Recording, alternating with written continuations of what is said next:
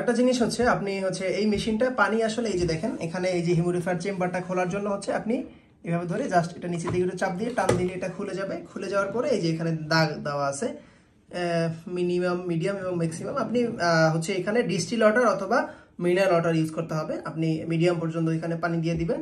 পানি দিয়ে দেওয়ার পরে জাস্ট এটা খোলার জন্য হচ্ছে আপনি এই যে এইভাবে এই যে বোতলটা আছে এখানে এইভাবে ধরে জাস্ট এইভাবে টান দিলে খুলে যাবে এভাবে।